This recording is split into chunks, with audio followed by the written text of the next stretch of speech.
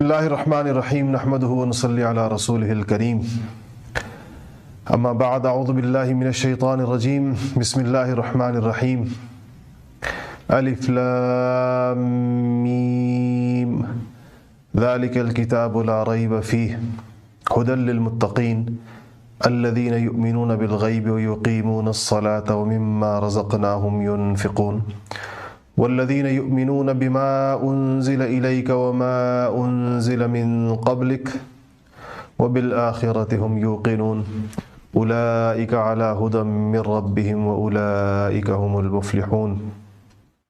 सदक़ल्लाहुल अज़ीम। अज़ीज़ान गिरामी, सूरह फ़ातिहा का दर्स गुज़श्ता हफ़्ते हुआ और अल्लाह ताला के फ़ज़ल व करम से आप लोगों ने दिलचस्पी के साथ, अहमियत और अज़मत के साथ सुना।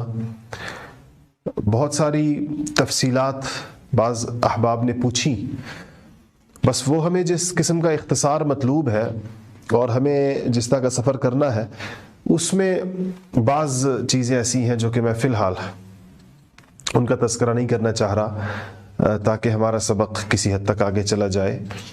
अगर हम इसकी तफसीर एक ऐसी चीज़ है कि एक घंटे में शायद एक आयत का भी हक़ अदा नहीं किया जा सकता, एक आयत भी उस तरीक़े के साथ नहीं पढ़ी जा सकती जिस तरह उसकी जो सारी तफसीलात हैं वो उसमें आ जाए।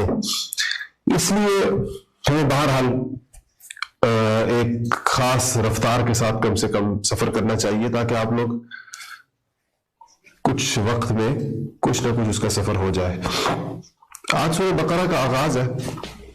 अल बकरा ये मदनी सूरत है और 286 इसकी आयात है, 40 इसमें रुकू हैं और नुज़ूल के एतबार से 87 इसका नंबर है। बकरा गाय को भी कहते हैं और बैल को भी कहते हैं, दोनों के लिए इस्तेमाल होता है लफ्ज़, यानी इस नौ के लिए, चाहे उसमें जैसे इंसान का लफ्ज़ है, मर्द और औरत दोनों के लिए इस्तेमाल होता है। ये वो मशहूर किस्सा है जिसमें बनी इसराइल के यहाँ ऐसा हुआ कि हज़रत मूसा अलैहिस्सलाम के ज़माने में आमील नामी एक शख्स ने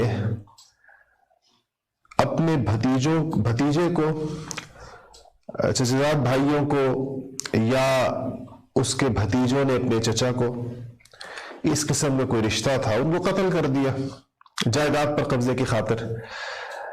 उनका ख्याल ये था कि चूंकि फैसला गवाहों की बुनियाद पर होता है और इस मामले के कोई गवाह मौजूद नहीं है, तो खुद ही कातिल जो है वो मुद्दई बनकर, कत्ल के फरियादी बनकर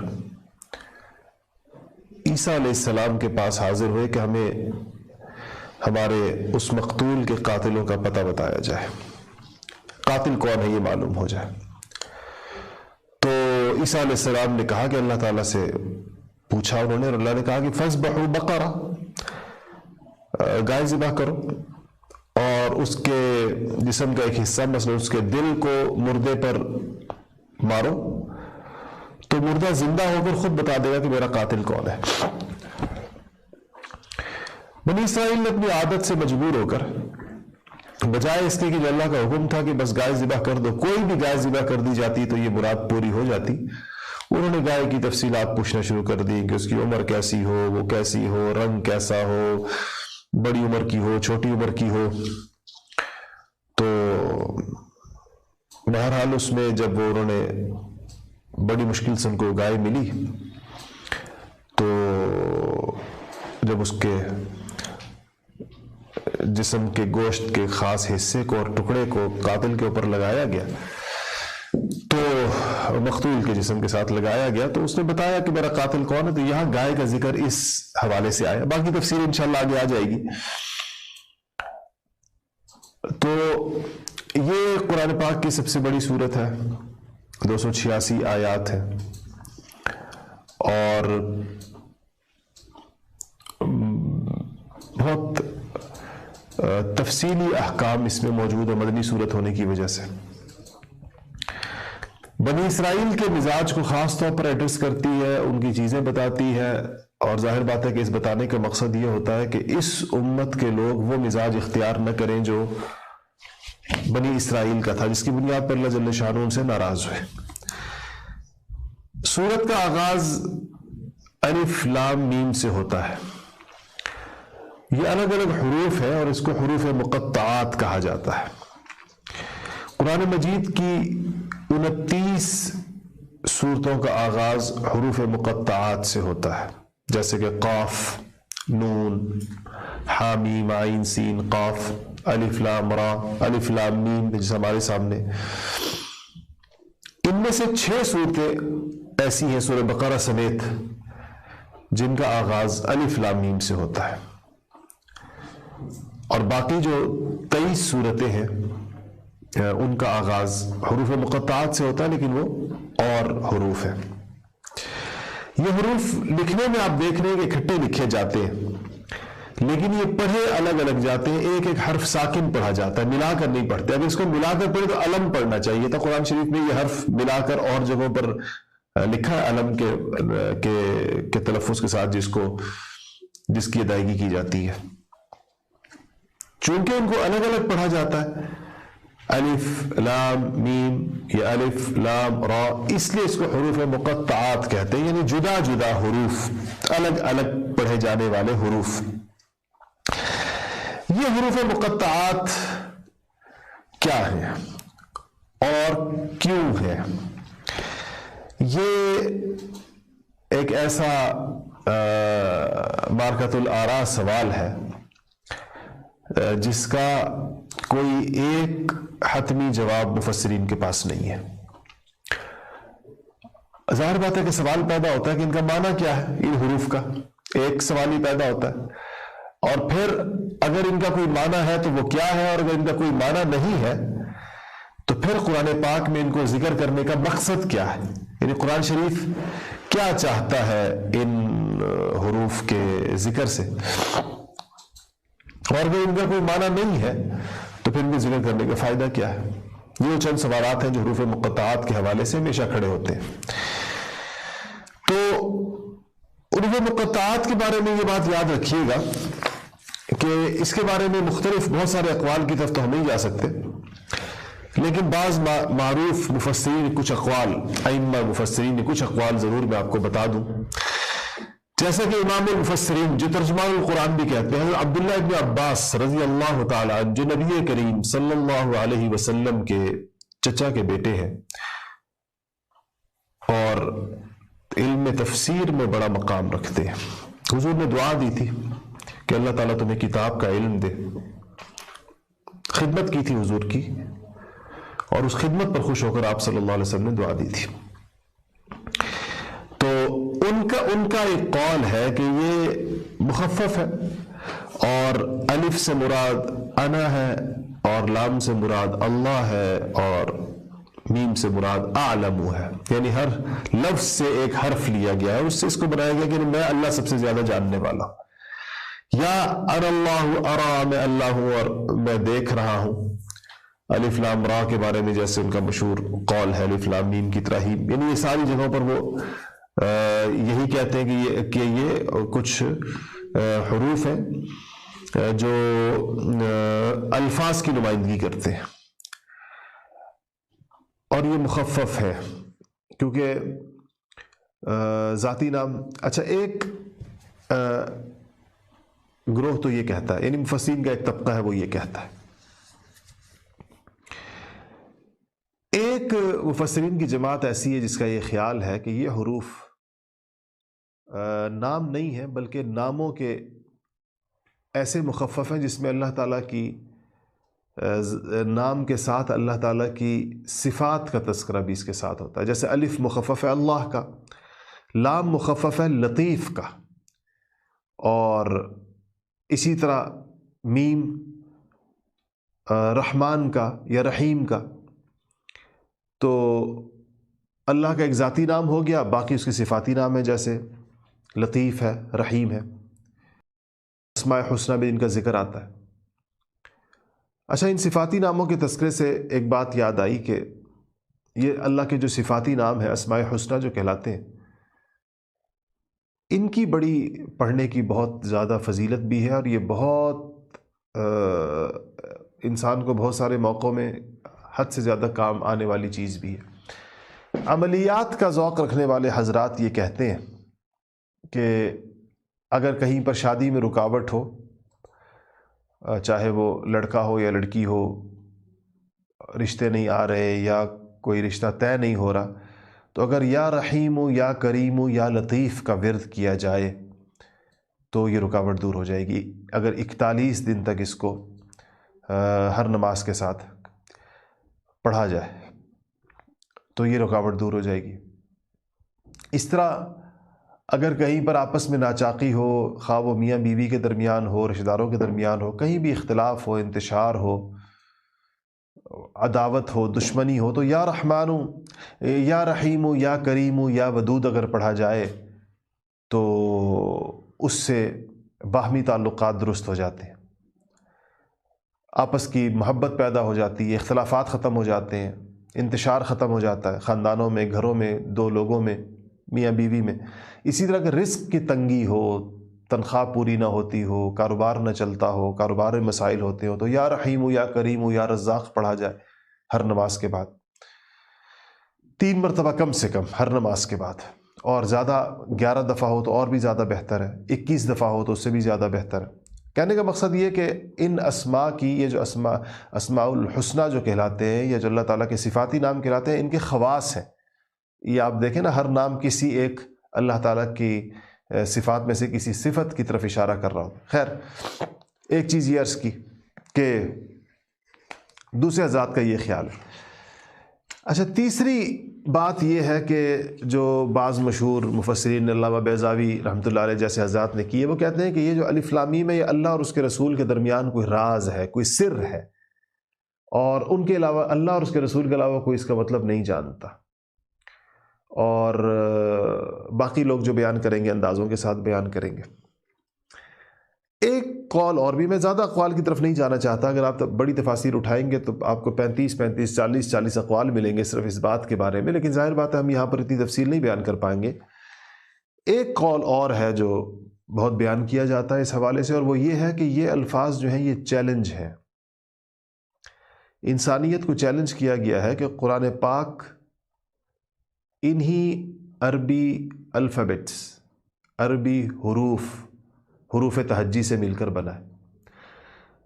قرآن کا یہ چیلنج ہے کہ قرآن کی طرح کی کوئی آیت نہیں بنا سکتا انس و جن سارے مل کر، آیت اور کوئی صورت نہیں بنا سکتا، صورت تو کجا کوئی آیت نہیں بنا سکتا۔ تو سوال یہ پیدا ہوتا ہے کہ دیکھیں، اگر کوئی نہیں بنا سکتا تو کیا ان کے پاس اس کے لیے اسباب نہیں ہے؟ قرآن نے کہا نہیں، اسباب تو ہیں۔ جو سبب اس زبان کے پاس ہے وہ یہی حروف تہجی اور اس کی ترکیب الفاظ ہیں۔ یہ الفاظ عربی میں مروج ہے، معروف ہے، عرب اس کو بولتے ہیں، اور انہی حروف سے بنے ہوئے ہیں۔ تو یہ حروف پہلے ذکر کر کے اس چیلنج کو کیا جا رہا ہے کہ یہ حروف ہیں، اور اس طرح وہ بنا دیں، الفاظ بنا کر ان کو یہ ترکیب اس طرح جوڑ دیں کہ وہ قرآن شریف جیسی فصاحت اور بلاغت اور اعجاز، حد اعجاز کو پہنچا ہوا کلام جس سے مرتب ہو جائے۔ تو ساری انسانیت عاجز ہے، ایسا نہیں کہ اس کی کوشش نہیں ہوئی ہے، بڑے بڑے ادیبوں نے اس کی کوشش کی۔ آج اس کی تفصیل کا موقع نہیں، ورنہ بڑی دلچسپ تفصیلات ہیں اس کی، کہ جن لوگوں نے قرآن شریف کے مقابلے کا کوئی کلام تیار کرنے کی کوشش کی اور لائے مقابلے کے اندر، چلا نہیں، مانا نہیں گیا، کسی غیر مسلموں نے بھی نہیں مانا کہ یہ کلام کوئی قرآن کا مقابلہ کر سکتا ہے۔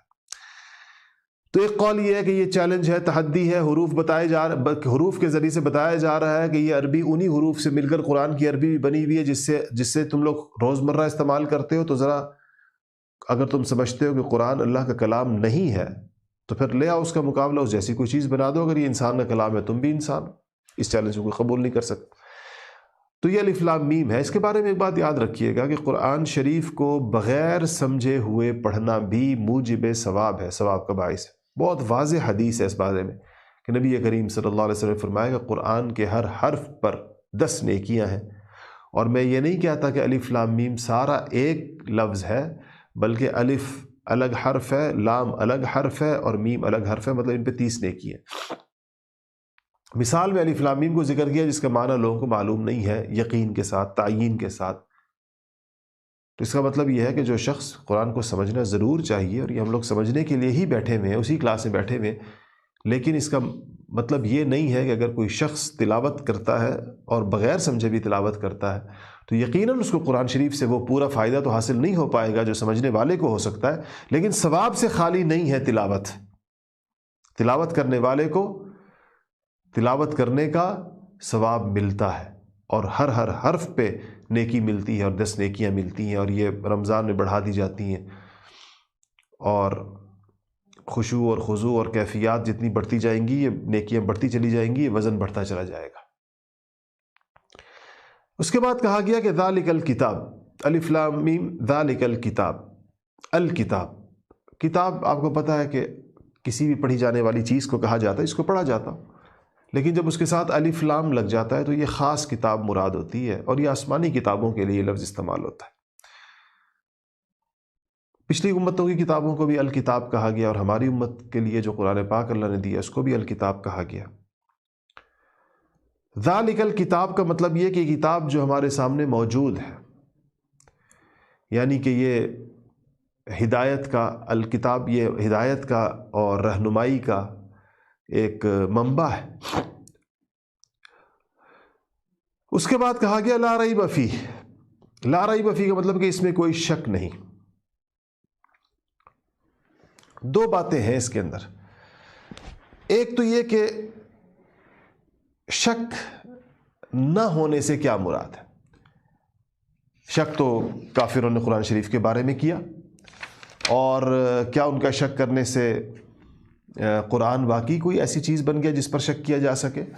دو مطلب مفسرین نے، یعنی میں نے اس طرح کیا کہ میں چونکہ خلاصہ کر رہا ہوتا ہوں بہت ساری چیزوں کو سے اکٹھا کر کے، تو خلاصے میں یہ ہے کہ وہ بہت ہی ضروری چیز کو ہم یہاں پر ذکر کرتے ہیں کہ لا ریب فیہ کا ایک مطلب تو یہ ہے کہ اس کتاب میں ایسی کوئی بات نہیں جس میں کسی شک اور شبے کی گنجائش ہو۔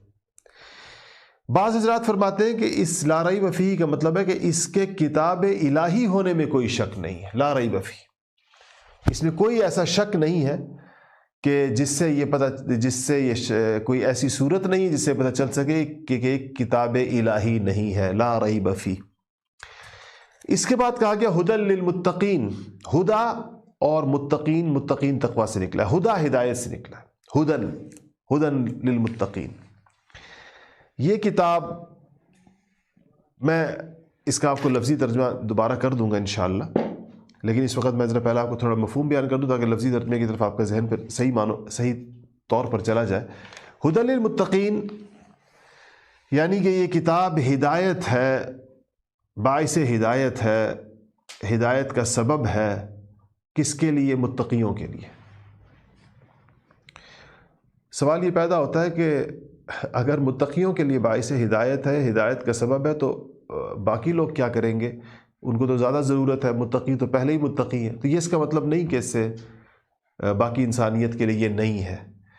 قرآن شریف میں جا بجا ایسی آیات ہیں، شہر رمضان الذی انزل فیہ القرآن ھدی للناس کہا گیا وہاں اس کو، اسی قرآن شریف ھدی للناس، پوری انسانیت کے لیے ہدایت۔ تبارک الذی نزل الفرقان علی عبدہ لیکون للعالمین نذیرا، کہ اللہ جل شانہ نے فرقان، قرآن کو فرقان بھی کہا گیا، اپنے بندے پر نازل فرمایا تاکہ وہ تمام جہانوں کے لیے خبردار کرنے والا بنے، قرآن کے ذریعے سے تمام جہانوں کے لیے، للعالمین۔ تو اس سے پتہ چلتا ہے کہ قرآن پوری انسانیت کے لیے، یقینی بات ہے، ان آیات بتا رہی ہیں۔ ہاں، ھدی للمتقین اس لیے کہا گیا کہ اس سے فائدہ متقی اٹھائیں گے۔ آج بھی ساری انسانیت میں سے آپ بتائیے کہ اس قرآن سے فائدہ کون اٹھا رہا ہے؟ اس کتاب ہدایت سے فائدہ کون اٹھا رہا ہے؟ کون ہے جو اس کے لفظ کو پڑھ کر اپنی زندگی بدل رہا ہے؟ کون ہے جو اس قرآن کو جب پڑھتا ہے تو اللہ پاک نے جس طرح ان کا تذکرہ بیان کیا کہ ان کے رونگٹے کھڑے ہو جاتے ہیں، ان کے دل دہل جاتے ہیں، گھٹنوں کے بل گر جاتے ہیں اور سجدے میں سر رکھ دیتے ہیں اور اللہ پاک سے کہتے ہیں کہ یا اللہ یہ تیرا کلام ہے اور ہم اس پہ ایمان لائیں۔ کون ہے جن کا ایمان قرآن، وہ کون سے لوگ ہیں جن کا قرآن کی تلاوت کرتے ہوئے ایمان بڑھتا چلا جاتا ہے، بلندیوں پر چلا جاتا ہے؟ متقین ہی ہیں۔ تو یا ہدی للمتقین کا مطلب ہے کہ اس سے فائدہ متقی لوگ اٹھائیں گے، یہ نہیں کہ صرف متقیوں کے لیے نازل کیا گیا، نازل پوری انسانیت کے لیے کیا گیا، لیکن فائدہ اس سے وہ لوگ اٹھائیں گے جن کے دل خوف خدا اور تقوی سے لبریز ہوں گے۔ یہاں پر یہ سوال پیدا ہوتا ہے کہ تقوی کے معنی کیا ہے؟ تقوی کہتے کس چیز کو ہے؟ تو یاد رکھیے کہ تقوی کا لفظی مطلب تو بچانے کے ہے، بچانا، یعنی کہ جس چیز سے بھی نقصان یا ضرر پہنچنے کا اندیشہ ہو تو اس سے اپنے آپ کو بچانا، لفظی مطلب یہ۔ خوف اور تقوی ایک دوسرے کے معنی میں استعمال ہوتے، لیکن یہ شرعی اصطلاح میں یوں کہیں گے کہ اللہ تعالیٰ کے خوف اور اللہ تعالیٰ کی عظمت اور دل میں جو اللہ تعالیٰ کا تقدس اور بڑائی اور اس کی جو اہمیت ہوتی ہے، اس کی وجہ سے ہر گناہ سے بچنے اور اللہ تعالیٰ اور اس کے رسول کی پوری فرما برداری کرنے کو تقوی کہتے ہیں۔ بہت بڑا وصف ہے، قرآن شریف نے جا بجا اس کا ذکر کیا ہے بہت زیادہ۔ یا ایھا الذین آمنوا اتقوا اللہ، ایمان اور تقوی، ایمان اور تقوی آپ کو ملے گا۔ تو آپ یہ کہہ سکتے ہیں کہ تقوی ایمان کا، درست ایمان کا ثمرہ ہے، نتیجہ ہے، پھل ہے اس کا۔ یعنی اگر کسی کا ایمان درست ہے تو تقوی اس کو اس صحیح ایمان کے نتیجے میں اس کو گویا کہ ملتا ہے۔ یعنی کہ درست ایمان کا پھل اور نتیجہ تقوی کی صورت میں، یعنی یہ نہیں ہو سکتا ہے کہ آدمی کا ایمان درست ہو، مطلوب پیمانے کے مطابق ہو، اور اس درست ایمان کے نتائج، ایمان کی جگہ تو دل ہے، اور تقوی اعضاء کے اوپر آتا ہے، آرگنز کے اوپر، سر سے لے کے پاؤں تک، ایک جس کو لباس التقوی کہا ہے قرآن نے، وہ لباس التقوی ذالک خیر، کہ سب سے اچھا لباس چونکہ انسان پورے جسم پر پہنتا ہے، تو تقوی بھی انسان کے پورے جسم کا ایک ملبوس، ایک لباس ہے۔ تو جب انسان کا ایمان پختہ ہو، یقین درست ہو، عقیدہ صحیح ہو، کیفیات درست ہوں، علم درست ہو، تو اس کا نتیجہ تقوی کی صورت میں برآمد ہوتا ہے۔ بہت بڑی چیز ہے تقوی، اور اللہ تعالیٰ نے پورے قرآن شریف کے اندر اس کا ذکر کیا۔ ھدی للمتقین کی بات پوری ہو گئی۔ الذین یؤمنون بالغیب، اب یہ متقیوں کی ھدی المتقین کہا گیا، اب متقیوں کی کچھ صفات کا بیان ہے۔ یہ بہت غور سے سنیے گا، آج کے سبق کی سب سے اہم ترین چیزیں یہی ہیں کہ اللہ پاک نے خود ہی متقیوں کا کچھ تعارف کرا دیا۔ اچھا، اور اس تعارف جو ابھی آ نہیں آئے تھے، آپ لوگوں نے بہت دفعہ سنی، لیکن آج اس کو ایک امید ہے کہ آپ جب ایک اور انداز سے غور کریں گے تو کچھ نئی باتیں آپ پر کھلیں گی، آپ نے آج تک شاید اس پہلو سے اس پہ غور نہ کیا ہو، کہ اس کو آئینہ بنا لیجئے، پتہ چل جائے گا کہ ہم متقی ہیں یا نہیں ہیں۔ یہ جب صفات بیان ہو رہی ہیں، اس کو اس قرآنی آئینے کو آئے اپنے سامنے یوں رکھ لیتے ہیں، یہ ہمارے اندر ہیں یا نہیں ہے؟ اگر ہمارے اندر ہیں تو شکر ادا کریں اللہ تعالیٰ کا اور اس کو مزید بڑھائیں، اور اگر ہمارے اندر نہیں ہے تو پھر دنیا کے تمام کام چھوڑ کر یہ کام کرنے والا ہے۔ یہ ہماری کامیابی اور ناکامی کی سب سے بڑی چیز ہے۔ اگر ہم اس میدان میں ناکام ہو گئے تو ہمارے پاس کامیابی کی اور کوئی صورت نہیں ہے۔ پھر ہمیں ہمارا پیسہ نہیں بچا سکتا، اولاد نہیں بچا سکتی، منصب اور عہدہ نہیں بچا سکتا، جمع شدہ دولت نہیں بچا سکتی۔ پھر ہم ایک ایسے بڑے نقصان کی طرف جا رہے ہیں کہ جو خالص تباہی ہے۔ کیا کہا کہ پہلی صفت اہل ایمان کی، الذین یؤمنون بالغیب۔ الذین کا مطلب ہوتا ہے وہ لوگ جو، یعنی پرہیزگار وہ لوگ ہیں جو بن دیکھے ایمان لاتے ہیں۔ غیب پر جو ایمان، یؤمنون ایمان لاتے ہیں، بالغیب بن دیکھے، یعنی ایک دنیا، آج کی دنیا کا یہ بہت بڑا مسئلہ ہے۔ آج کی دنیا کا مطالبہ یہ ہے کہ ہر چیز ہم اس چیز پر ایمان لائیں. سائنس کہتی بھی ہے, یہ سائنس کا جو دائرہ کار ہے وہ آتا بھی ان چیزوں میں. ہم ان چیزوں پر ایمان لائیں گے جس کو مشاہدہ یعنی ہماری آنکھ یا ہمارا تجربہ یا ہمارے سینسز, ہماری حسیات اس کا ادراک کر لیں. ہم اس کو چھو سکیں, ہم اس کو چکھ سکیں, ہم اس کو دیکھ سکیں, ہم اس کو پکڑ سکیں, محسوس کر سکیں, تجربات کے اندر اس کو لایا جا سکے, تو ہم کہتے ہیں ہم اس کو مان لیں گے. اور عجیب بات ہے کہ متقیوں کی تو پہلی صفت ہی ہے کہ وہ ان چیزوں کو مانتے ہیں یا اس پر ایمان بغیر دیکھے ایمان لاتے ہیں جو پردہ غیب میں ہوتی ہیں. مطلب اللہ پاک نے اس کے سامنے ایک پردہ ڈالا ہوا ہے, اور ہمارا سارا عقائد کا پورا سیٹ انہی چیزوں پر مشتمل ہے. ہم اللہ کو وحدہ لا شریک مانتے ہیں کہ ہم نے اللہ کو دیکھا. ہم رسول اللہ صلی اللہ علیہ وسلم کو آخری پیغمبر مانتے ہیں, کیا ان کو دیکھا. فرشتوں کو مانتے ہیں, کیا کبھی دیکھیں. آسمانی کتابوں کو مانتے ہیں, کیا کبھی نازل ہوتے ہوئے دیکھی ہیں. فرشتوں کے ہاتھ سے نبیوں کے دل پر اترتے ہوئے اس منظر کا مشاہدہ کیا ہے کیا ہم نے کبھی. جنت کو مانتے ہیں, دیکھی ہے. دوزخ کو مانتے ہیں, کبھی دیکھی ہے. قیامت کو مانتے ہیں, کیا ابھی دیکھی ہے. آخرت پر ایمان رکھتے ہیں, تقدیر پر ایمان رکھتے ہیں جو ہمیں پتہ نہیں کہ کیا ہوگا. یہ ساری چیزیں غیب سے تعلق رکھتی ہیں. مجھے ڈر ہوتا ہے میری بات لمبی نہ ہو جائے, اور بعض لوگ مجھے کہتے بھی ہیں کہ آپ کی تشریح بہت لمبی ہے, اس کو تھوڑا مختصر کریں, لیکن بعض ضروری باتوں کے بغیر مجھ سے آگے جایا نہیں جاتا. اور وہ یہ ہے کہ یاد رکھیے گا کہ یہ جو نئی دجالی تہذیب اس وقت جس کا ہمیں سامنا ہے, یہ دجالی تہذیب غیب کا مکمل انکار کرتی ہے, اور انسان کا یقین مادے پر بٹھاتی ہے. مادے کا کو سمجھتا ہے, ایک میٹرلسٹک اپروچ بناتی ہے انسان کی. 24 گھنٹے مادے کے پیچھے بھگاتی ہے. ہر وہ چیز جو جس کا کوئی مادی وجود ہو. غیب کی باتوں پر, غیب کی خبروں پر, غیب کے وعدوں پر, اور وہ پوری زندگی پر, اس کے لیے انسان پھر تیار نہیں ہوتا آسانی کے ساتھ. یہ بہت بڑا اس کا المیہ ہے. حد سے زیادہ مادی زندگی گزارنے کا نتیجہ انتہائی بے سکونی ہے. آپ یاد رکھیے گا. میں آپ کو ایک بات بتاؤں یہاں, اگر آپ بے سکونی محسوس کرتے ہیں یا کرتی ہیں, ڈپریشن ہے, ٹینشن, ایک خاص قسم کا بے چینی, اضطراب, کسی چیز سے مزہ نہ آنا, دنیا کی ساری چیزیں ہونا اور اس کا لطف نہ آنا, اگر ایسی کوئی کیفیت ہے, مادی زندگی سے ذرا باہر نکلیے. تھوڑا مادی زندگی کو کم کیجیے, جان بوجھ کر, ڈیلیبریٹلی اپنے ان چیزوں, اور جتنی اسباب جنہوں نے سہاروں نے مل کر آپ کو راحت اور خوشی نہیں پہنچائی, ان کو ذرا کم کر کے پھر دیکھیے کہ اب کیا آپ محسوس کرتے ہیں. یہ بھی ایک صورت ہوتی ہے. خیر, عرض کیے کہ غیب کے اوپر ایمان لاتے ہیں. فرشتے, سارے, جنت, دوزخ, ساری چیزیں غیب ہے, اور یہ ہمارے ایمان کی بنیاد ہے. الذین یؤمنون بالغیب وَيُقِيمُونَ الصَّلَاةَ وَيُقِيمُونَ الصَّلَاةَ, اور وہ قائم کرتے ہیں نماز کو.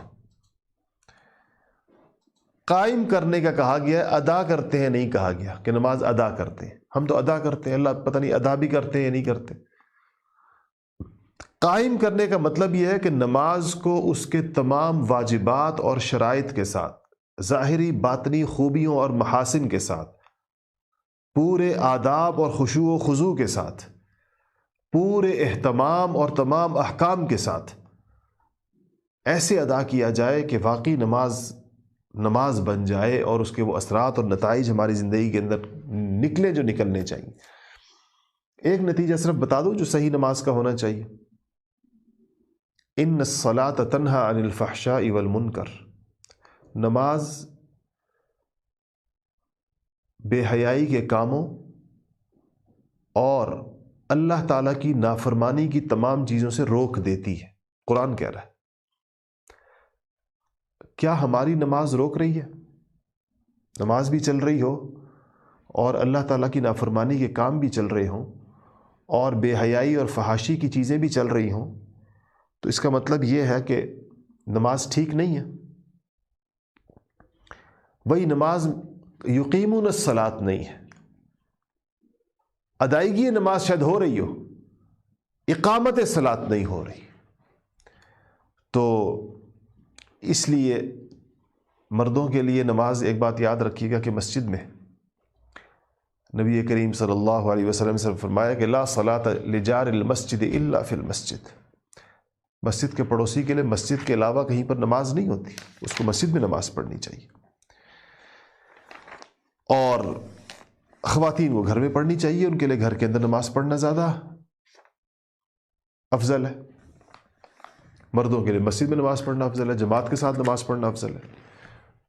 اور نماز کا سلسلہ یاد رکھیے گا کہ اس کی تیاری سے شروع ہو جاتا ہے، وضو اس میں آ جاتا ہے، اذان اس میں آ جاتی ہے، چل کر مسجد جانا آ جاتا ہے، سنت غیر موقدہ، اس کے بعد نماز کا انتظار، پھر نماز کا خضوع، قرات سمجھنا، اور آخر تک یہ پورا نماز کا ایک سلسلہ ہے جو دن میں 5 دفعہ آتا ہے. اس کی اہمیت آپ اتنی دیکھیں کہ اللہ جل شانہ نے پورا دین سہولت پر بنایا ہے. حج ساری زندگی میں ایک دفعہ فرض کیا ہے، روزے سال میں ایک دفعہ آتے ہیں، زکوٰۃ سال میں ایک دفعہ آتی ہے، لیکن نماز اتنی محتم بالشان، اتنی عظیم الشان، اتنی اللہ تعالیٰ کی کو پیاری، اپنے بندے کے لیے اللہ تعالیٰ کی پسند کردہ چیز ہے کہ دن میں 5 دفعہ رکھی ہے. جس نے اپنے بندے پر کوئی تکلیف نہیں ڈالی، تو یہ 5 وقت کی نماز بھی اس کا مطلب یہ ہے کہ انسان کی روحانی ضرورت ہے. اگر یہ 5 وقت کی نماز اپنے تمام آداب، احکام، خضوع کی رعایت کے ساتھ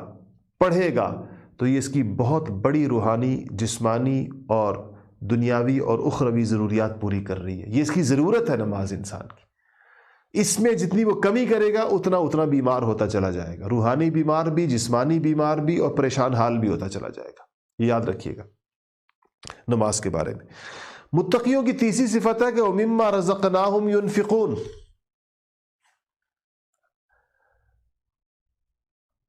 کہ اور اس چیز میں سے جو ہم نے ان کو رزق دیا ہے، وَمِمَّا، اور اس چیز میں سے جو ہم نے رزقناہم، ہم نے ان کو رزق دیا ہے، ينفقون، خرچ کرتے ہیں. اس چیز میں سے، بیشتر مفسرین نے فرمایا کہ چیز سے مراد مال ہے، یعنی کہ اس مال میں سے جو ہم نے ان کو دیا ہے خرچ کرتے ہیں. زکوٰۃ دیتے ہیں، عشر نکالتے ہیں، صدقہ دیتے ہیں، فطرانہ دیتے ہیں، نفلی صدقات دیتے ہیں. حدیث شریف ہے بخاری شریف کی کہ ان فی المال حقا سوى الزکاۃ، مال میں زکوٰۃ کے علاوہ بھی حق ہے. یعنی انسان صرف فرض زکوٰۃ نکالنے کو کافی نہ سمجھے، اور جتنا وہ اللہ تعالیٰ کے راستے میں خرچ کر سکتا ہے، یہ ان کی ایک خاص وصف ہے کہ وہ اپنے مال میں سے خرچ کرتے ہیں. مال میں خرچ کرنے سے اللہ تعالیٰ کو کیا فائدہ ملتا ہے؟ وہ تو مالک ہے ساری دنیا جہان کا. یاد رکھیے گا کہ مال کو جمع کرنے کی ہوس ایک دلی بیماری ہے، حب مال ایک دل کی بیماری ہے. خواتین مجھے معاف کر دیں، وہ ناراض ہوتی ہیں جب میں خاص طور پر کسی عادت کے بارے میں کہوں. خواتین میں چیزوں کو جمع کرنے کا بہت مزاج ہوتا ہے عام طور پر. الماریاں، سوٹ کیس، سٹور اور گھر کے وہ سارے کونے کھدرے جہاں پر کچھ بھی آ سکتا ہے، وہ جمع شدہ سامان سے بھرے ہوئے ہوتے ہیں. اور یقین جانیے کہ اپنے اپنے گھر کا جائزہ لے لیجئے گا کہ وہ کچھ جمع ہوتا ہے جو سال ہا سال کام نہیں آتا. سال ہا سال شادیوں کے جوڑے 30 سال رکھے رہتے ہیں اور شاید پہنے نہیں جاتے، ایک ہی دفعہ پہنے گئے ہوتے. سچی بات یہ ہے کہ شادی کے کپڑے کرائے پر ملنے چاہیے، ملتے بھی ہوں گے شاید، کہ بس لیے جائیں اور ایک دفعہ پہن کر کرایہ جتنا دینا ہے اس کا دیں اور واپس کر دیں، کسی اور ایک کام آ جائے گا. پیٹیوں کے اندر رکھے رہتے ہیں.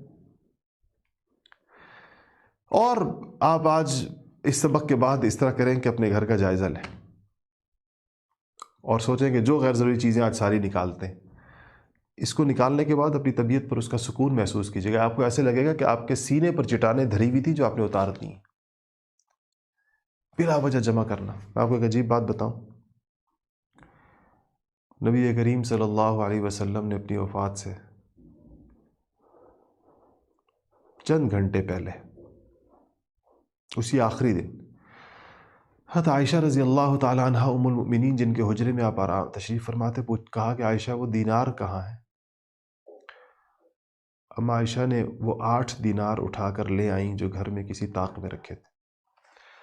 اما کہتی ہیں حضور دیناروں کو ہاتھوں میں یوں پلٹ رہے تھے، اس ہاتھ سے اچھالتے دوسرے ہاتھ پہ، دوسرے ہاتھ سے اچھالتے پہلے ہاتھ پہ، اور اما عائشہ سے کہا کہ عائشہ اگر ان دیناروں کو اسی گھر میں چھوڑ کر میں اللہ سے کے پاس حاضر ہو جاتا، یعنی میرا انتقال ہو جاتا، تو اللہ تعالیٰ کہتا کہ کیا میرے بندے کو مجھ پر اعتماد نہیں تھا؟ اعلیٰ ترین درجہ توکل کا، میں اور آپ اس کی نقل نہیں کر سکتے شاید، لیکن پیغمبروں کی کیفیات کو دیکھیں کہ 8 دینار اپنے گھر چھوڑنے، فرمایا اللہ پہ کیا اعتماد کہ میں اپنے گھر والوں کے لیے چھوڑ کے، کیا اللہ ان کو پالنے والا نہیں؟ تو یہ جو بہت زیادہ مال جمع کرنا یہ اللہ تعالیٰ پہ بے اعتمادی ہوتی ہے۔ خیال یہ ہوتا ہے کہ مال رکھو تاکہ مصیبت میں کام آئے گا، گویا کہ مصیبت میں اللہ کی طرف نگاہ نہیں جانی، پھر مال کی طرف ہی جائے گی، اور جب یہ مال پھر اس مصیبت میں کام نہیں آتا پھر ڈپریشن ہو جاتا ہے، پھر نروس بریک ڈاؤن ہو جاتا ہے، پھر دل کو جو کے اندر گھس جانے والے زخم لگ جاتے ہیں۔ اس لیے وَمِمَّا رَزَقْنَاهُمْ يُنْفِقُونَ کی صفت اہل ایمان کی، خرچ کرتے ہیں اللہ کے راستے میں، اور اللہ تعالیٰ پھر جتنا وہ کرتے ہیں، اللہ نے فرمایا، اللہ نے کیا کہا اس خرچ کو، یہ تم خرچ نہیں کرتے، تم مجھے قرض دیتے ہو۔ دنیا میں ایک شریف انسان اپنا قرضہ لازماً ادا کرتا ہے، تو اللہ جل شانہ اپنا دیا ہوا مال کہتے ہیں کہ جو میں نے تمہیں دیا ہے وہ تم نے کسی اور کو دے دیا، تو گویا تم نے مجھے قرض دے دیا، میرے اوپر اس کا لوٹانا ضروری ہے، اور ایک کے بدلے 10، اور بعض صورتوں کے اندر 700، بعض صورتوں میں اس سے بھی زیادہ، بغیر حساب۔ یہ اللہ فرماتے میرے اوپر ہے۔ اب یہ اعتماد ہمیں نہیں ہوتا، اللہ نے کہا ہوا ہے، لیکن خدا جانے ایسا نہ ہم خرچ کریں کہیں کم نہ ہو جائے ہمارے پاس، کہیں غریب نہ ہو جائیں کہیں۔ یہ ہمارے دلی بیماری ہے، اس کا علاج کرنا چاہیے۔ اس کیفیت کے ساتھ دنیا سے رخصت نہیں ہونا چاہیے، دنیا سے جانا نہیں چاہیے۔ تو ایک تو مال۔ اچھا، امام راضی رحمۃ اللہ علیہ نے اس آیت کے ذیل میں مما رزقناہم ينفقون کے حوالے سے ایک زیادہ جامع ایک اور تفسیر بھی کی ہے۔ وہ کہتے ہیں کہ صرف مال ہی مراد نہیں ہے، مال مراد ہے، لیکن مال کے علاوہ اللہ نے جو بھی نعمت اور قوت عطا فرمائی ہے، علم ہے، عقل ہے، بدنی طاقت ہے، اسباب و وسائل ہیں، اور صلاحیتیں ہیں، ذہانتیں ہیں، اوقات ہیں، اولاد ہے، یہ سب کو اللہ تعالیٰ کے راستے میں خرچ کرنا۔ کیسے خوش قسمت لوگ ہوتے ہیں جن کی یہ ساری چیزیں اللہ کے راستے میں لگ رہی ہوتی ہے، مال بھی لگ رہا ہوتا ہے، وقت بھی لگ رہا ہوتا ہے، جان بھی لگ رہی ہوتی ہے، اولاد بھی لگائی ہوئی ہوتی ہے، صلاحیتیں بھی لگائی ہوئی ہوتی ہیں، جو ہنر سیکھا ہوا ہے وہ بھی اللہ کے راستے میں لگایا ہوا ہوتا ہے۔ یہ لوگ صحیح معنوں میں خوش قسمت ہے۔ جو چیز انسان کو آتی ہے اس کی زکوٰۃ گویا نکالی ہوئی ہے۔ کوئی ہنر آتا ہے، میں اپنے دوستوں سے سرگت کہتا ہوں کہ جن کو اللہ پاک نے کوئی بھی ہنر دیا ہے، کسی کو IT کا ہنر دیا ہے، کسی کو کوئی اور دیا ہے، کسی کو میڈیکل کا دیا ہے، جو بھی آپ کا شعبہ ہے، اس میں سے اپنے اس ہنر کی زکوٰۃ بھی نکالیں، اپنے اس فن کی زکوٰۃ بھی نکالیں، اس میں اللہ تعالیٰ اس میں خالص اللہ کی رضا والے کام بھی کیا۔ اپنے ہنر کو فقط پیسے کمانے کا ذریعہ نہ بنائیں، اس کے ذریعے سے بھی اللہ تعالیٰ کی رضا حاصل کریں۔ 3 ہو گئی۔ چوتھی صفت متقیوں کی، والذین یؤمنون بما انزل الیک، اور وہ لوگ ہیں جو ایمان لاتے ہیں اس چیز پر جو نازل کی گئی آپ کی طرف۔ حضور کی طرف کیا نازل ہوا؟ 2 چیزیں، قرآن نازل ہوا، حدیث، کیونکہ نبی خود نہیں بولتا، اس لیے حدیث کو بھی ہم سمجھتے ہیں کہ نازل ہوئی، اس لیے ہم حدیث کو وحی کہتے ہیں۔ اور یہ لفظ 2 ہے، ایک کو وحی مطلوع، مطلوع کا مطلب ہو جائے جس کی تلاوت کی جاتی ہے، وہ قرآن شریف ہے۔ وحی غیر مطلوع، وہ وحی جس کی تلاوت نہیں کی جاتی، وہ حدیث ہے۔ حدیث بھی اللہ کی طرف سے نازل کی گئی ہے، کیونکہ خود حضور نے فرمایا کہ انی اوتیت القرآن، کہ مجھے قرآن دیا گیا ہے، وَمِثْلَهُ مَعَهُ، اور قرآن جیسی ایک اور چیز بھی، یعنی اسی طرح سن لو، حدیثیں بھی مجھے دی گئی ہیں۔ انبیاء علیہ الصلوۃ والسلام خود سے اللہ کی مرضی کے خلاف نہیں، اللہ کے بولنے پر بولتے ہیں۔ وما ينطق عن الهوى ان هو الا وحی یوحى۔ بس ایک فرق ہے، فرق یہ ہے کہ قرآن کے الفاظ بھی اللہ تعالیٰ کی طرف سے ہیں، جو لوح محفوظ سے نازل ہوئے ہیں، یہ کلام ہے اللہ تعالیٰ کا، رب کا کلام ہے۔ اور حدیث کا مفہوم تو اللہ تعالیٰ کی طرف سے ہے، معنی تو اللہ تعالیٰ کی طرف سے ہے، الفاظ رسول اللہ صلی اللہ علیہ وسلم کی، یعنی معنی دل میں ڈال دیا، لفظ کا چناؤ حضور نے خود فرمایا، اور قرآن کے اندر معنی بھی اللہ کی طرف سے ہے، لفظ بھی اللہ تعالیٰ کی طرف سے، یہ فرق ہے بس قرآن و حدیث کے اندر۔ تو دوسری بات یہ بیان فرمائی، اسی لیے یہ بات یاد رکھیے گا کہ جس طرح قرآن کا منکر کافر ہے، حدیث کا منکر بھی پکا کافر ہے، اس میں کوئی اختلاف نہیں ہے علماء کا کہ رسول اللہ صلی اللہ علیہ وسلم کے ارشادات کا انکار بھی کفر۔ پانچویں صفت متقیوں کی، وما انزل من قبلک، یعنی اس چیز پر بھی ایمان لاتے ہیں جو نازل کی گئی ہے آپ سے پہلے، آپ سے پہلے نازل کرنے والی جتنی بھی آسمانی کتابیں اور صحیفے ہیں اس پر ہمارا ایمان ہے۔ آپ سنتے ہوں گے، ہم پڑھتے ہیں آمنت باللہ و ملائکتہ و کتبہ و رسلہ، کہ میں ایمان لایا آمنت باللہ و ملائکتہ، اور اللہ کے فرشتوں پر، اور و کتبہ، اور کتاب ہی نہیں ہم کہتے، ہم پڑھتے ہیں وہ کتبہ، اس کی کتابوں پر، وہ رسلہ، اس کے تمام رسولوں پر۔ تو اللہ جل شانہ یہ فرماتے ہیں کہ پچھلی کتابوں پر بھی ایمان لایا اور اس کتاب پر بھی ایمان لایا۔ اگر ان پچھلی کتابوں اور اس کتاب کے بعد کسی اور کتاب نے آنا ہوتا تو اللہ اس کا ذکر کرتے ہیں یہاں پر کہ پچھلی پر بھی لایا، اس پر بھی لایا، اگلی پر بھی لایا۔ یہ آیت نبی کریم صلی اللہ علیہ وسلم کی ختم نبوت کی دلیل ہے کہ آپ کے بعد کوئی کتاب نہیں ہے، یہ آخری کتاب ہے۔ اس لیے اللہ نے فرمایا کہ بس اہل ایمان پچھلی پر لاتے ہیں اور اس پر لاتے ہیں، اس کے بعد کوئی اور چیز آنی ہوتی، کسی قسم کی بھی وحی آنی ہوتی اس طرح کی، تو اللہ پاک اس کا ضرور ذکر کرتے۔ اس کا مطلب ہے کہ حضور اکرم صلی اللہ علیہ وسلم کے بعد جس نے بھی یہ دعویٰ کیا ہے کہ میرے اوپر وحی آتی ہے، وہ دجال ہے، کذاب ہے، جھوٹا ہے، اور اس سے بڑا جھوٹا اور اس سے بڑا دجال کوئی اور نہیں ہے جو یہ کہے کہ میرے اوپر وحی آتی ہے نبی کریم صلی اللہ علیہ وسلم، کہ اگر کسی بات کی وحی نے آنا ہوتا تو آج یہاں قرآن کے اندر اس کا ذکر ہوتا۔ اور ان متقیوں کی چھٹی صفت، وبالآخرۃ ہم یوقنون، یعنی کہ وہ آخرت پر یقین رکھتے ہیں۔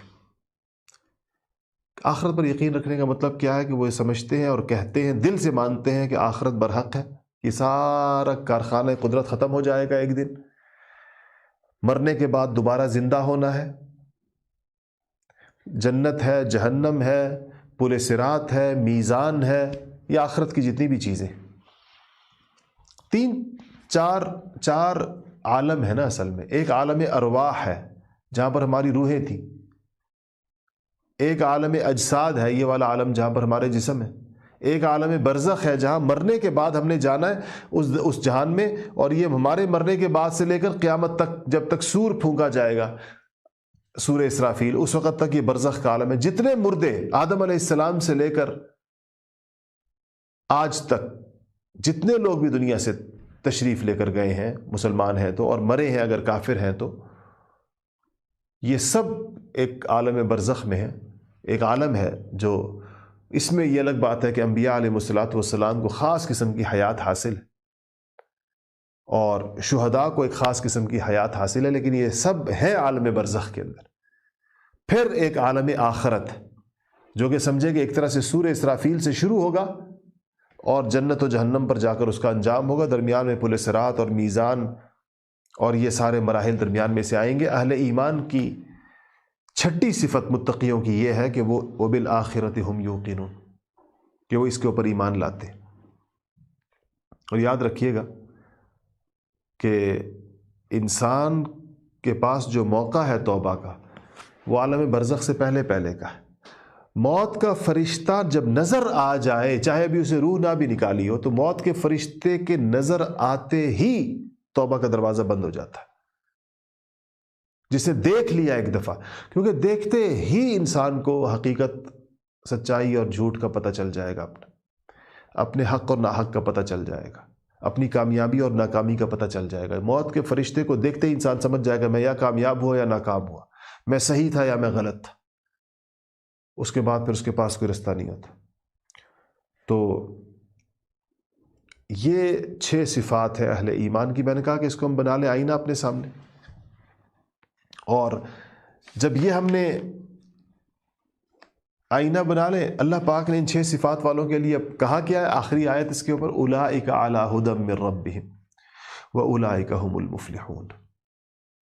ھدی من ربہم, یہی لوگ اللہ جل شانہ کی طرف سے سیدھے راستے پر ہیں, اللہ کے سجھائے ہوئے سیدھے راستے پر ہیں, اور یہی لوگ کامیاب ہیں.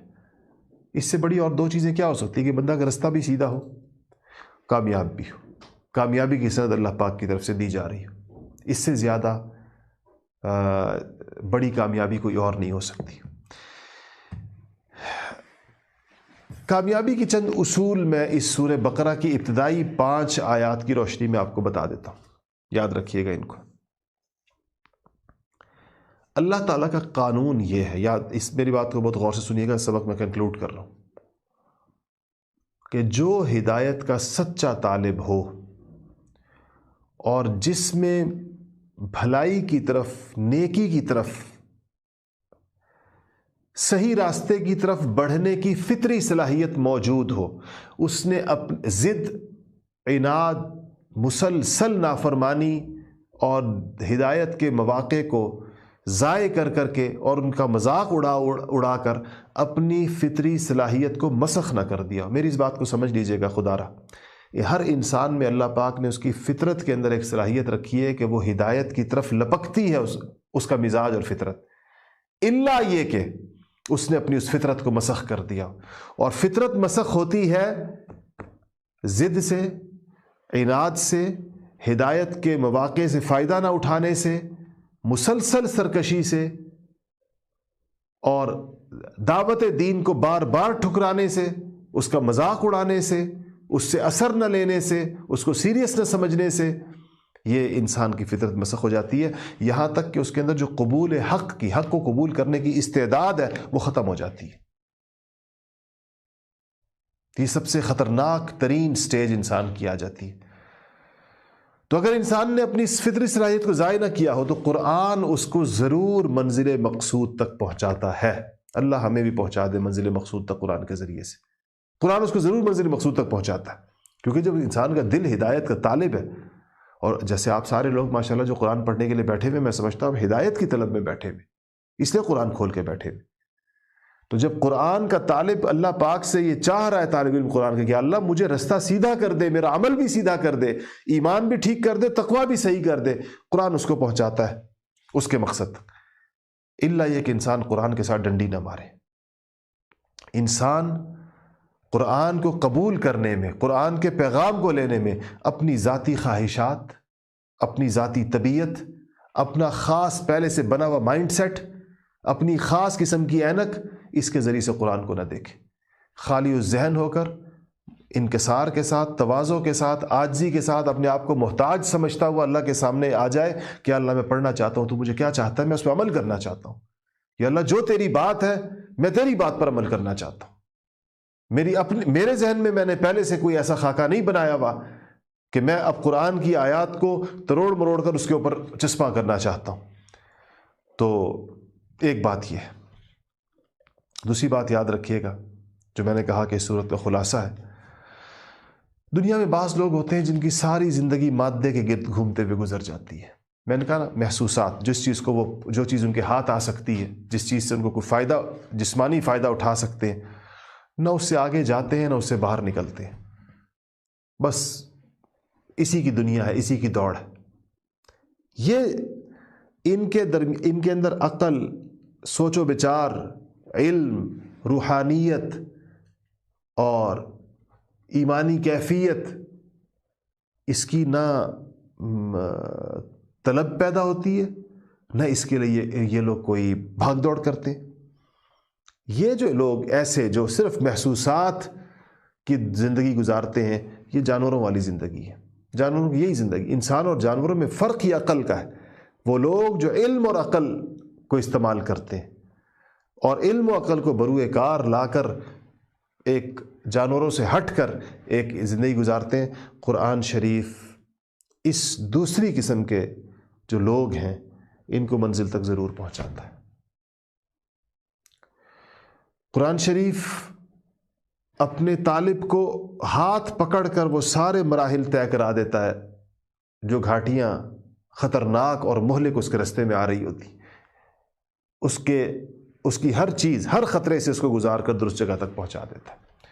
اسی لیے اللہ پاک نے کہا ہے کہ یہ ان صفات کے ساتھ جو اس کتاب کے ساتھ جڑا ہوا ہے، اولئک علی ھدی من ربہم واولئک ھم المفلحون، ہدایت پر بھی ہیں، درست رستے پر بھی ہیں، اور کامیابی پر بھی ہیں. کامیابی بھی ان کے ہاتھ میں ہے. تو یہ پہلی آج کی ابتدائی آیات کا ترجمہ بھی تھا اور کچھ اس کی تفسیر تھی. اور مختصر، جس طرح میں نے عرض کیا کہ میں نے کوشش اس بات کی ہے کہ آپ کو کم سے کم وہ ہو، مشقت ہو. ایک دفعہ آخر میں ترجمہ کر لیتا ہوں تاکہ آپ میں سے کسی نے اپنے پاس ترجمہ لکھا نہ ہو تو وہ لکھ سکتے ہیں. الف لام میم میں نے بتایا حروف مقطعات ہے کہ اللہ اس کی مراد جانتا ہے. ذالک الکتاب، یہ ایسی کتاب ہے، لا ریب فیہ، جس کے کتاب الہی ہونے میں کوئی شک نہیں ہے. یعنی جس میں کوئی شک نہیں. کس چیز میں شک نہیں؟ اس کے کتاب الہی ہونے میں. ھدی للمتقین، ہدایت ہے متقیوں کے لیے. الذین یؤمنون بالغیب، جو ایمان لاتے ہیں غیب پر. ویقیمون الصلاۃ، اور قائم کرتے ہیں نماز. ومما رزقناہم، اور اس میں سے جو ہم نے ان کو دیا ہے، جو کچھ ہم نے ان کو دیا ہے. ینفقون، خرچ کرتے ہیں. والذین یؤمنون بما انزل الیک، اور جو ایمان لاتے ہیں اس پر جو اتاری گئی آپ پر. وما انزل من قبلک، اور اس پر جو اتاری گئی آپ سے پہلے. وبالآخرۃ ہم یوقنون، اور آخرت پر وہ یقین رکھتے ہیں. اولئک علی ھدی من ربہم، یہ ہیں وہ لوگ جو راہ راست پر ہے، جو ہدایت پر ہے اپنے رب کی طرف سے. من ربہم، اپنے رب کی طرف سے. واولئک، اور یہی وہ لوگ ہیں. ہم المفلحون، جو فلاح پانے والے ہیں. اور فلاح سے مراد دین اور دنیا کی تمام کامیابیاں جو اس کو پانے والے. جزاکم اللہ. یہ آج کی مختصر تفسیر تھی. آپ لوگ کچھ سوالات یقیناً کرنا چاہ رہے ہوں گے، تو مجھے اس میں تو کچھ مشکل ہو رہی تھی یوٹیوب میں. آج ہم دوبارہ فیس بک کی طرف چلے جاتے ہیں. میرے خیال اس میں نسبتاً ذرا زیادہ آسانی ہے. اور اگر مجھے کوئی اور رستہ مجھے آسانی کے ساتھ ملا تو میں انشاءاللہ ضرور آپ سے عرض کروں گا. میں یہاں پر ایک وہ لکھ رہا ہوں جس سے آپ حضرات اس کے کمنٹس میں آ سکتے ہیں، جو کہ آج کے سبق کے حوالے سے کوئی سوال ہو تو.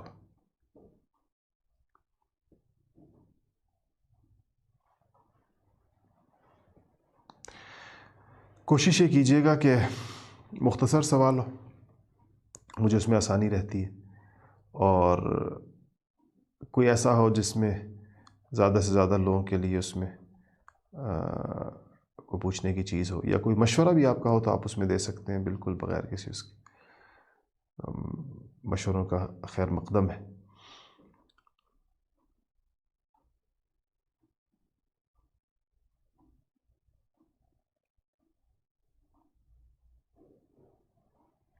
گلنواز خان صاحب پوچھ رہے ہیں کہ حروف مقطعات کا مطلب کیا موت کے بعد معلوم ہو جائے گا؟ بالکل. دنیا کے آخرت میں انسان جو کچھ پوچھنا چاہے گا، وہ جو کچھ جاننا چاہے گا، اللہ جل شانہ اس کو دے گا. انہوں نے کہا کہ آپ نے ابتدا میں کہا کہ عیسیٰ علیہ السلام. میں نے عیسیٰ تو شاید نہ کہا ہو، موسیٰ علیہ السلام ہی کہا. اگر سبقت لسانی سے عیسیٰ سنا گیا یا بولا گیا تو اس کو ٹھیک کر لیجئے. موسیٰ علیہ السلام میں کہنا چاہ رہا تھا. موسیٰ علیہ السلام. اچھا جی. بلال طاہر پوچھ رہے ہیں کہ if someone's prayer isn't stopping him from bad deeds, does that mean that his prayer is not accepted؟ نہیں، یہ مطلب نہیں. اس کا مطلب یہ ہے کہ اس کی نماز کامل نماز نہیں ہے. قبول تو ہو سکتا ہے ہو رہی ہو، لیکن نماز ایک خوبصورت اور عالی شان اور اعلیٰ ترین نماز ہوتی ہے جس سے اس کے نتائج حاصل ہوتے ہیں. انہوں نے لکھا کہ آخر میں مختصر سے خلاصہ، جی میں نے خلاصہ بیان کر دیا آخر کے اندر. اچھا جی، رزق کی فراخی کا ورد وسیم صاحب میں نے آپ کو بتایا، یا رحیم یا کریم، اور اس کے ساتھ آپ پھر یا رزاق اس کے ساتھ ملا دیجیے۔ اچھا جی،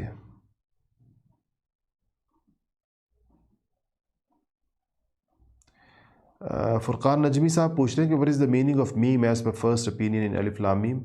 وہ میں نے بتایا تھا کہ اعلم جانتا ہوں سب سے زیادہ۔ نماز میں خشوع کا پوچھ رہے ہیں، انشاءاللہ کسی وقت میں اس کو زیادہ تفصیل سے بتاؤں گا۔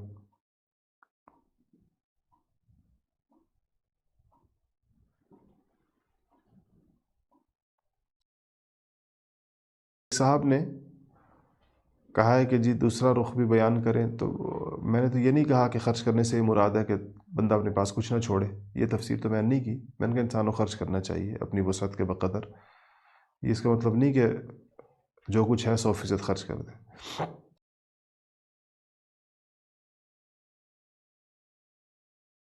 اچھا جی، قرآن کی صاحب مفتی صاحب کو یہ شایان شارق پوچھ رہے ہیں کہ کیا قرآن کی تلاوت سے مردوں کو ثواب ملتا ہے کیا؟ جی بالکل، قرآن پڑھ کر کوئی بھی نیک کام کر کے آپ اصالہ ثواب کر سکتے ہیں، قرآن بھی پڑھے کر سکتے ہیں جی۔ سبق کے دن ندا فاطمہ کہہ رہی ہیں زیادہ کر دیں، تفسیر کے لیے کسی کتاب کا نام بتا دیجئے۔ کوئی سی تفسیر بھی آپ لے سکتے ہیں، کچھ کتابیں میں پھر آپ کو بتا دوں گا کسی وقت میں۔ اچھا جی،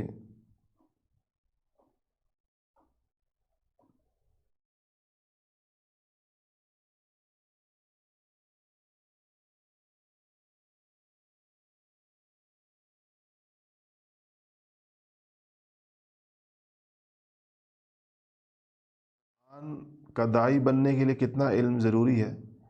ظاہر بات ہے اگر آپ نے قرآن پڑھانا ہے تو اتنا علم ضروری ہے جس سے قرآن کا درست مطلب بیان کیا جا سکے۔ وہ سارے علوم جو قرآن سمجھنے کے لیے، قرآن کو بیان کرنے کے لیے، پھر اس کے اندر احکامات ہیں، تو وہ ظاہر کرنا چاہیے۔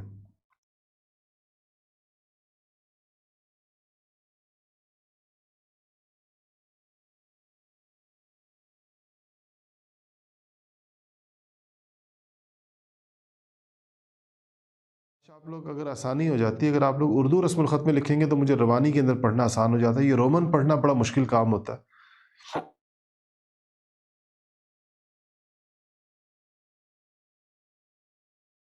جہاد پوچھ رہی ہیں کیا موت کا فرشتہ ہر مرنے والے کو نظر آتا ہے؟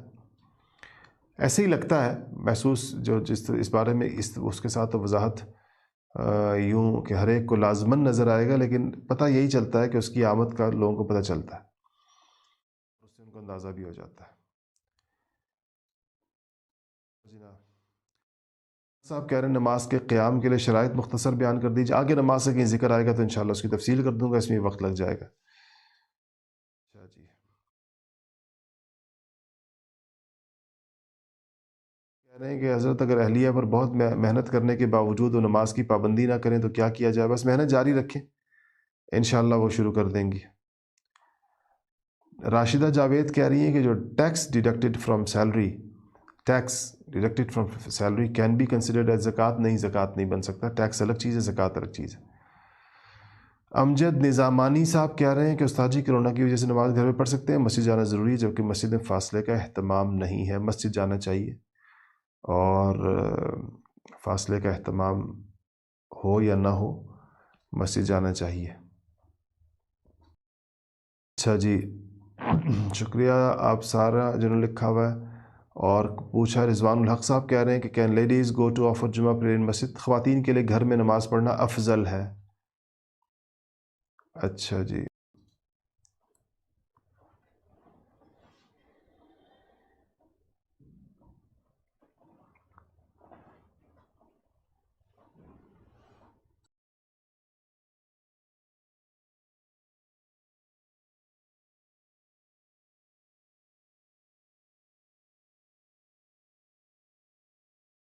محمد طلحہ خان کہتے ہیں کہ کیا شیخ اکبر ابن العربی نے حروف مقطعات کو ڈی کوڈ کیا تھا؟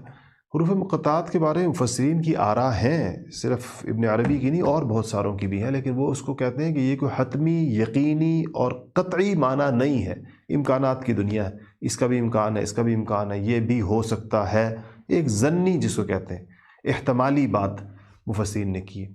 بہت اچھا جی، 10 بج گئے، آج اسی کے اوپر اکتفا کرتے ہیں، پھر انشاءاللہ کل درس حدیث کے ساتھ اللہ نے چاہا تو انشاءاللہ ملاقات ہوگی، اور دعا کر لیتے ہیں۔ بیماروں کے لیے خاص طور پہ دعا کریں، بہت سارے دوستوں نے خاص طور پر کہا ہے ان کے گھروں میں کسی کی والدہ، کسی کے اور بیمار ہیں۔ اور دروس سیرت کے بارے میں کچھ لوگوں نے پوچھا ہے، تو دروس سیرت یوٹیوب کے اوپر موجود ہیں ہمارے اسی چینل کے اوپر، آپ اس میں وہ جو پچھلے سال ہوئے تھے اس کو وہاں پر دیکھ سکتے ہیں۔ اور کچھ ہمارے دوستوں کے ہاں کے مرحومین ہیں جن کا حال ہی میں انتقال ہوا ہے، ان کے لیے بھی خاص طور پہ دعا کریں۔ اللہ تعالیٰ اپنی اس پاک کتاب اور قرآن پاک کی برکت سے، اور یہ پوری دنیا میں جو آپ لوگ بیٹھے ہیں، مجھے اس دن جو بتایا گیا تو وہ یہ تھا کہ سبق اس وقت، اگر یہ پچھلے ہفتے کے اعداد و شمار جو تھے تو 80 ملکوں میں الحمدللہ آپ لوگ بیٹھے ہوئے ہیں۔ جب پوری دنیا ہو گئی 80 ملک دنیا کے بڑے، تو جب اس طرح کونے کونے میں ایک کتاب کے لیے آپ لوگ کھول کر اللہ کا کلام لے کر بیٹھے ہیں، تو اس دعا پر مجھے بڑا یقین دل میں آتا ہے کہ اللہ تعالیٰ ضرور اتنے سارے لوگوں کی پوری دنیا میں جب وہ ایک ہی بات کے لیے ہاتھ اٹھا کر آمین کہہ رہے ہیں، تو انشاءاللہ اس بات کی بڑی امید ہے کہ اللہ تعالیٰ سنے گا، سنتا ہے اور قبول بھی کرے گا انشاءاللہ۔